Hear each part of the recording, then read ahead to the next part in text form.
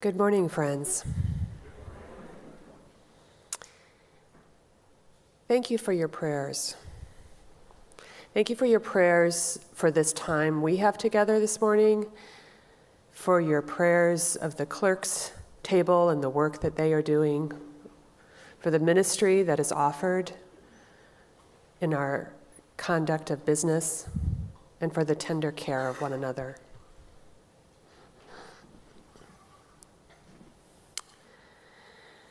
For this reason, I remind you to rekindle the gift of God that is within you through the laying on of my hands. For God did not give us a spirit of cowardice, but rather a spirit of power and of love and of self-discipline. 2 Timothy, 1st chapter, verses 6 through 9. As individuals, how can we know our part in being bold in God's service to establish the kingdom of God? How are we courageous? And what do we do when we experience fear and trembling? In 1981, I got involved in the nuclear freeze campaign in Omaha, Nebraska. I was a young high school English teacher. And like many of you, the debacle of the Vietnam War had informed my view of national politics. But the world of advocacy and politics was far removed from my life. I was not a political person. When my first child, Alex, was born that year, his first outing at 10 days old was to a nuclear freeze meeting. About 15 months after he was born, I decided to take a leave from my job as a teacher to become the director of the Omaha Nuclear Freeze campaign. When the Board of Education refused to grant a leave of absence, I quit to make even less money than I did as a teacher.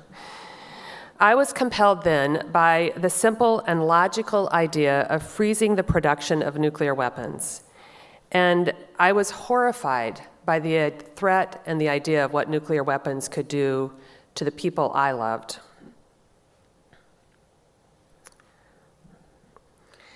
I was not yet a Quaker. I was searching for a faith community, not really feeling fulfilled by the Lutheran faith I had been raised in. I was spending time with radical Catholics who exposed me to the idea of silent retreats, liberation theology, and direct action motivated by their personal spiritual state. I'll never forget the conversation I had with one person who was going on an all-day silent retreat. And I said to him, "What do you do?" Come to find out, I know now. I always thought I would go back to teaching, but I became more intrigued by how we, the people, could influence decision makers and what my role could be. I will never forget the fear and trembling of the first time I lobbied an elected official. It was 36 years ago, and I called my state senator to ask him to support for a resolution in favor of a nuclear freeze campaign in the Nebraska unicameral. Thank goodness, it was actually a very positive experience. He was very nice, and turned out that we became acquainted and worked on other issues together. This experience in my mid-20s has had a profound effect on my interest to continue organizing and advocating for peace. That was a difficult emotional time for me. My first marriage ended. I was a single parent and not quite sure what my profession would be. I always thought I would go back to teaching. And I do know that teaching and learning is an essential part of who I am. Instead, I followed my not yet, but now husband, to Connecticut, where he had been hired as a reporter for the Hartford Current. And that's where we found friends, a spiritual home and supportive community for our family in the Hartford meeting. This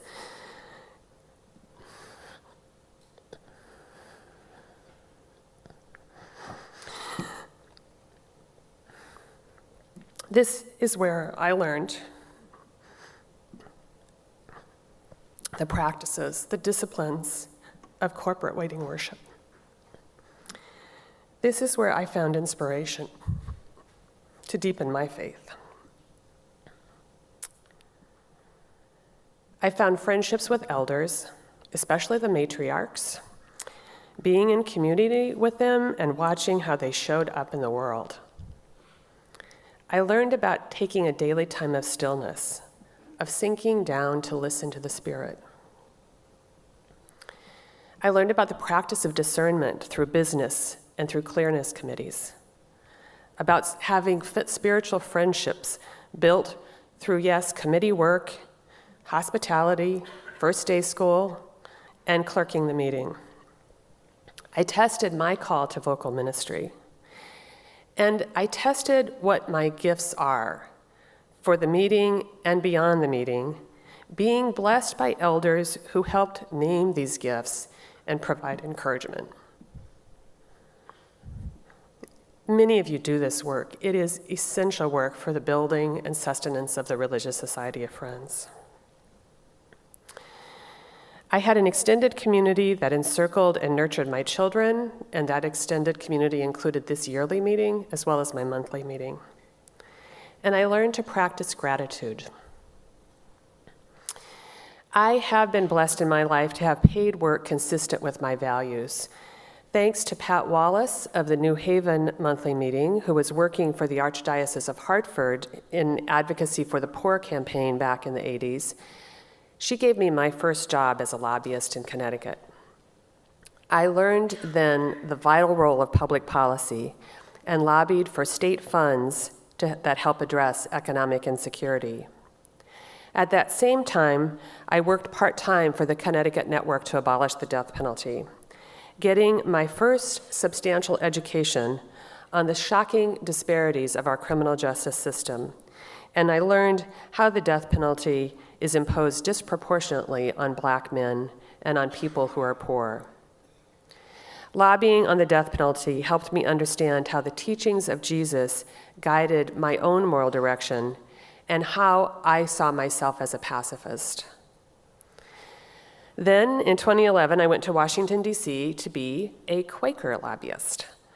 The first day I started at FCNL, the man, David Culp, who was then our lobbyist on nuclear disarmament, went to an event. This was shortly after the New START Treaty had been ratified at the end of 2010. And David had worked very hard on this ratification issue in the Senate. And he introduced me to an assistant secretary of state who had actually worked on the negotiations of the New START Treaty, telling her I was his new boss and I had a good background in nuclear weapons issues. That was a little surprising to me. I did know something about nuclear weapons, and I felt that it was exciting to be able to meet these people, but I can tell you that going to work for an organization that lobbied on issues that I cared about but had no really substantial knowledge of made me fear and tremble. I know many of you have been called to speak or act in ways that you may not have felt prepared for. This is the nature of a spiritual call. We've heard it from friends here this week already, and the Bible is replete with stories of people who felt God call them and who resisted.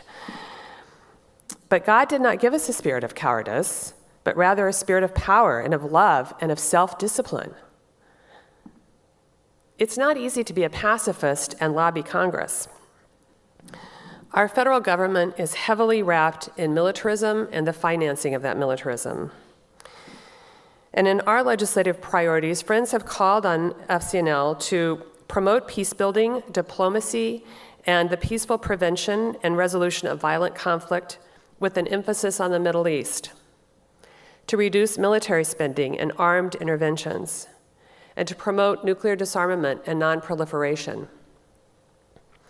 The massive infrastructure that our government has created through funneling billions and billions of our tax dollars every year into the defense budget perpetuates the military-industrial complex in a way that I think even President Dwight Eisenhower could not have even imagined, but I think would be horrified to see. Unless you think here in New England, liberal area, that you have no work to do with your elected officials, there are only 10 senators who voted against the $717 billion Defense Authorization Act that just passed the Senate a couple weeks ago. I will say that 3 of the 10 are from this region, so you're doing pretty good. Lobbying against increases to the Pentagon budget can be discouraging because the economic defense spending that provides jobs in every state and 535 congressional districts is hard for members of Congress to turn down. The money fuels both huge defense contracts and corporatization, but it also fuels small businesses as well. This is part of the empire that will take decades to change, beyond our lifetimes, but we are called to be faithful to speak about what could be different. One of the most important strengths of FCNL is our effort to engage people across the country to develop relationships with the congressional offices that represent them. And I think of this as a little bit about helping fortify people's own sense of courage. We do this because it's an effective way to lobby and to influence members of Congress, but we do it also because it creates community. We provide training and materials to help coach people through a process of advocacy that for some people feels very fearful. So this year, we have advocacy teams that we are lobbying. Let me just say what advocacy teams are. Advocacy teams are small groups of people in set regions that use their power as constituents to make change in Washington. So they make a commitment to be part of a small group that will lobby on a specific issue over the course of a year. Are there people, I know there are people are there people here on advocacy teams? Thank you. This year, we selected North Korea, preventing a war with North Korea as the focus. And we chose that about 10 months ago when Kim Jong-un and Donald Trump were trading bellicose statements about each other and their countries. We think that this confrontation has not abated despite the meeting that these two leaders had, and that it represents a real risk of nuclear war, and that we need to be talking to members of Congress about preventing it. Many people feel helpless when they think about the magnitude of this issue, but Congress can speak out. They can take action. The reality is that many members of Congress do not want to talk about war. They do not want to declare war. They do not want to debate war. And we're in a challenging position to suggest to them that they should not only stop all war, but they should try to do everything they can to prevent war. Our job in 2018 really is to try to galvanize congressional voices to speak out against a war that we believe would be a war of choice.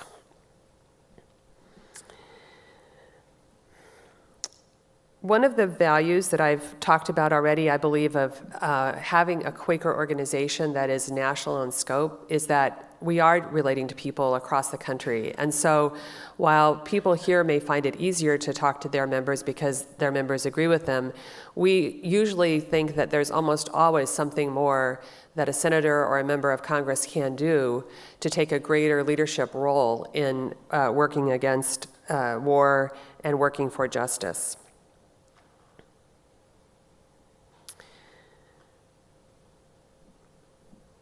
One of the joys I've seen in working with these advocacy teams as we recruit, train, and coach these groups to be effective in talking to members of Congress is the relationships they develop with one another. It's really a way that people are building community with each other that is mutually supportive. One of our friends up in Oregon told me that in her advocacy team, when they get together, that they spend more time catching up with each other and providing mutual support, and then eventually they get to talking about the issue. One of the things that we do is to organize monthly phone calls that people call into, and they are important because we bring people on who have expertise in key issues to talk to them. We've had Senator Chris Murphy of Connecticut and Representative Ro Khanna of California, who are the respective co-sponsors in the Senate and House, to come and talk about their bills and what they see happening, and so that's beneficial to the people who are advocating. But I think the greater benefit is the people who are participating get to listen to one another and get to talk about what's working in their community, what they have someone who is more open to the conversation, or if they have someone who's completely resistant and how to get around that resistance.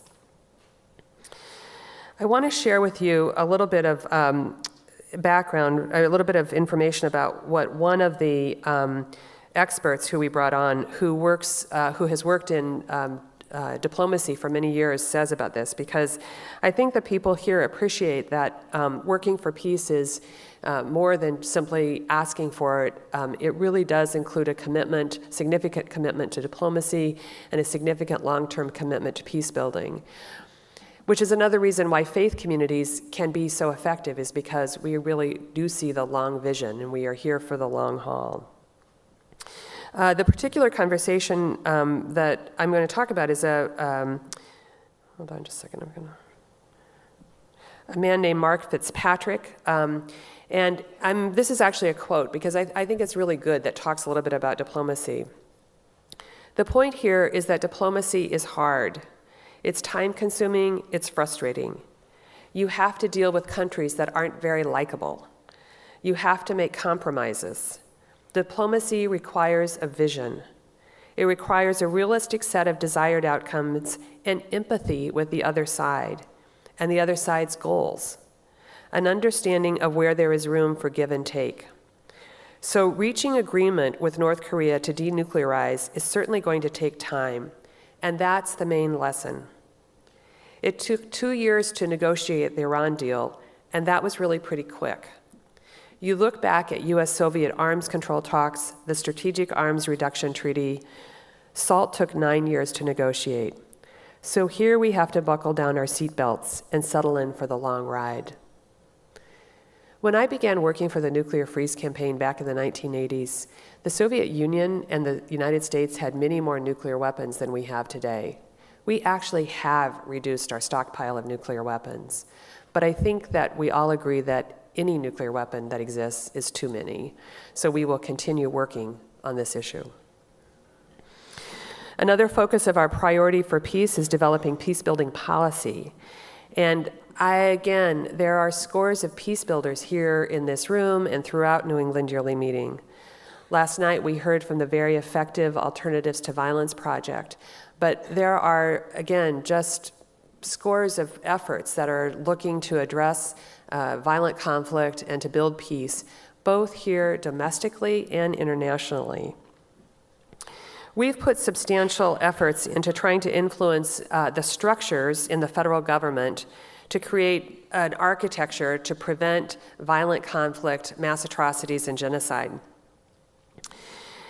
So one of these issues is a bill called the Elie Wiesel Genocide and Atrocities Prevention Act. It builds an architecture for peace building in the U.S. State Department, and it highlights the importance of why addressing and getting out in front of violent conflict, even years before it might happen, is essential. Under President Obama, an Atrocities Prevention Board, that is a structure for various federal agencies to come together, was created. That board has continued to function under President Trump, which we think is very important. And this requires U.S. government-wide efforts to pay attention to where conflict is brewing and what role the U.S. and its allies might have to prevent violent conflict. The bill also requires training for Foreign Service officers in conflict prevention. Well, we were really heartened in July when the bill passed overwhelmingly in the House of Representatives. It had the bipartisan support of both the chair and the ranking member of the House Foreign Affairs Committee, and it was really led by a Republican woman from St. Louis, Representative Ann Wagner. We are now working, our office just coordinated a letter to Senator McConnell as the Majority Leader of the Senate to bring this up for unanimous consent in the Senate. And we had 63 different organizations signed on to the letter in support of moving that forward.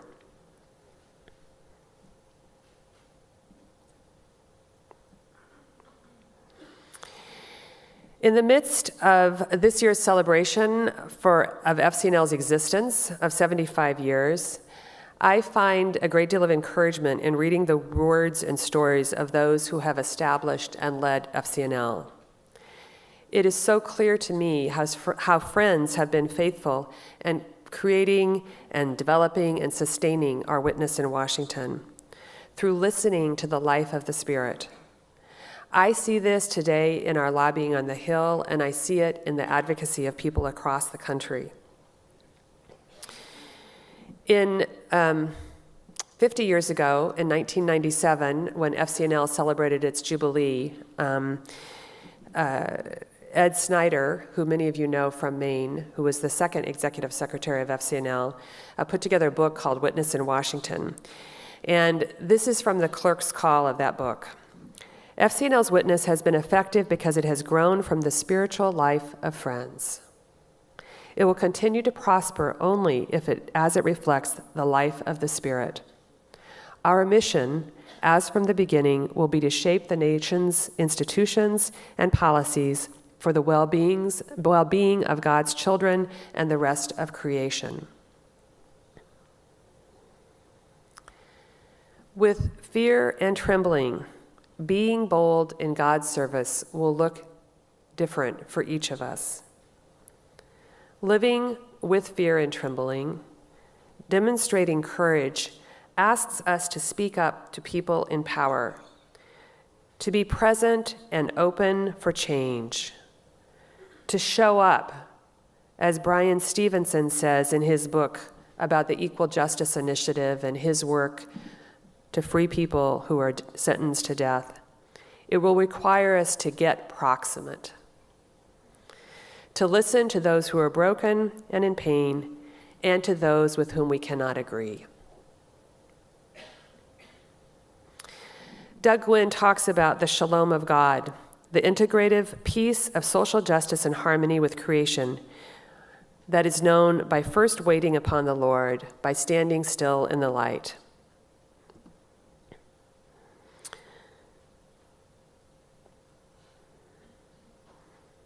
And I'm going to close by reading a quote from George Fox, "To all that would know the way to the kingdom.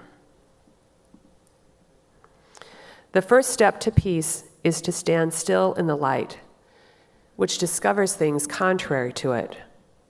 For power and strength to stand against that nature which the light discovers. For here grace grows. Here is God alone glorified and exalted. And the unknown truth, unknown to the world, made manifest, which draws up that which lies in prison and refresheth it in time, up to God, out of time, through time."